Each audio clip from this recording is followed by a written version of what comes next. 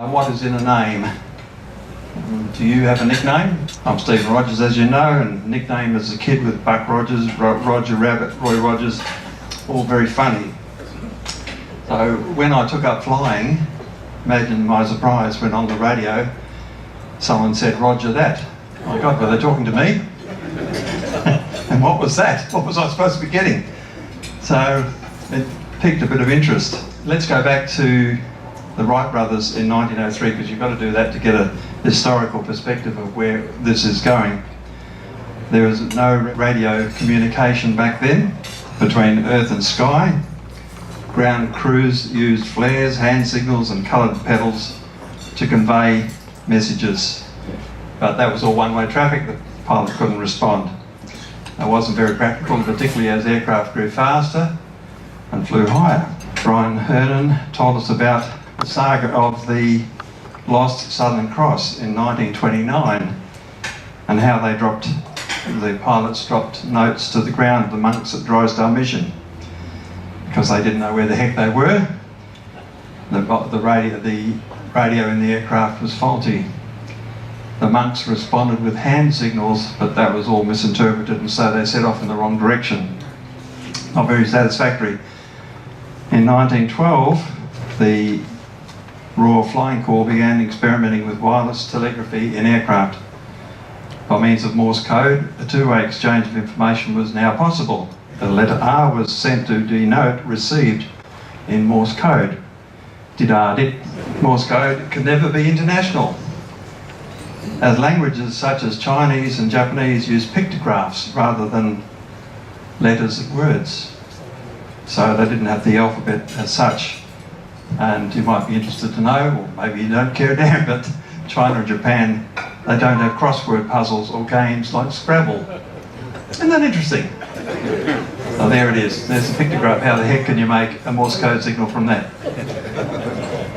I have strong memories of my father using Morse code when he was postmaster at Wickerton in the late 50s and early 60s, when all telegrams, you remember what a telegram is? When all telegrams were transmitted by Morse code. He didn't knock off at night unless the Morse code was sent from GPO to all stations. That was the end of the day. I can't remember what the Morse code is, it's something like ZZZ. In 1963, the PMG discontinued Morse code. This is prior to the days of mobile phones. Now we don't send a telegram, we pick up the phone, it's in our pocket. In 1915, the first air-to-ground voice transmission was made, and rather than just saying R as in Morse code day for received, they said Roger, as that was phonetic for R. But not all pilots speak English, do they? So in 1927, the International Telegraph Union mandated that Roger would be clearer than received. Prior to 1956, A could be apples, ac, ace, able, or affirm. And many of these sounds are unique to English. So in other words, people from other languages weren't going to cope very well. And while there are 335 million English as a first language speakers in the world, there are 399 million Spanish speakers and 1,197 million Chinese speakers. So why English? Well, one language had to be chosen. Revised alphabets were tested on pilots from 31 countries, and changes had to be made from those test results.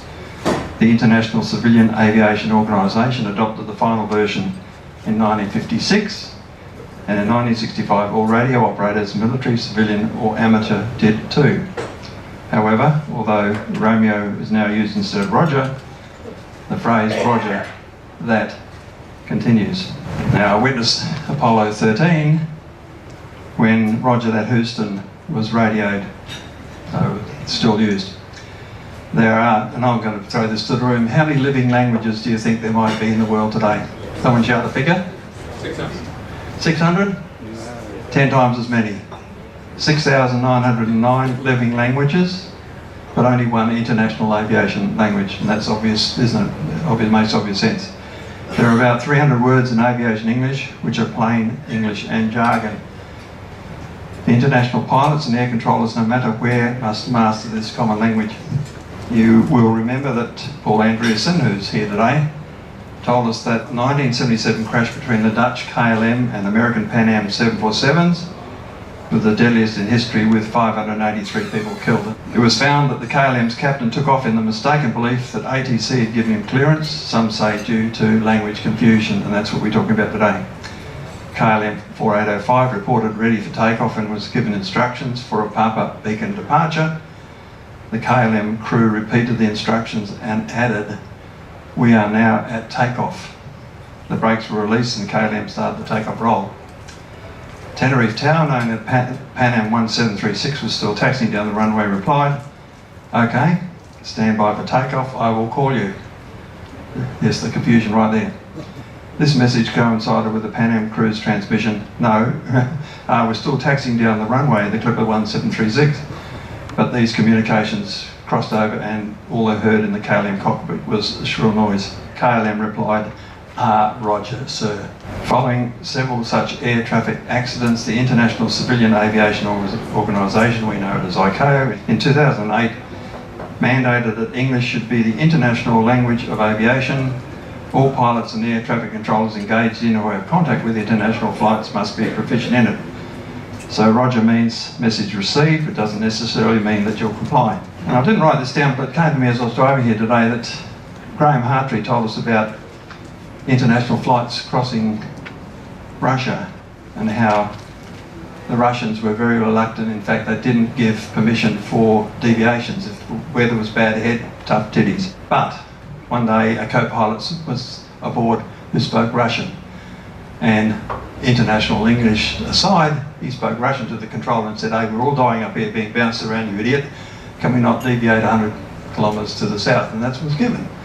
So this guy would never make captain because every captain wanted him as the co-pilot from then on.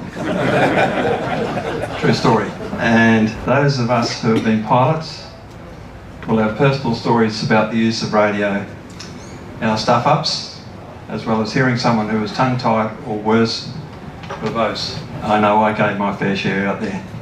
My favourite is Marion McCall's story from June 2009, and there is Marion, a very well-received speaker at the club. And she spoke of her training as a private pilot. She arrived back in Port Pirie after a navigation exercise and proudly told her instructor that she had arrived back safely and wanted him to know. He said he knew, as did most pilots in South Australia, as she, tensely gripping the control column, had to press the transmit button for over an hour. And she sung, "Abide with me and nearer my God to thee." No one could get a word in. Good on you, Marion. So I encourage you all to insert Roger that into as many conversations as you can. Thank you.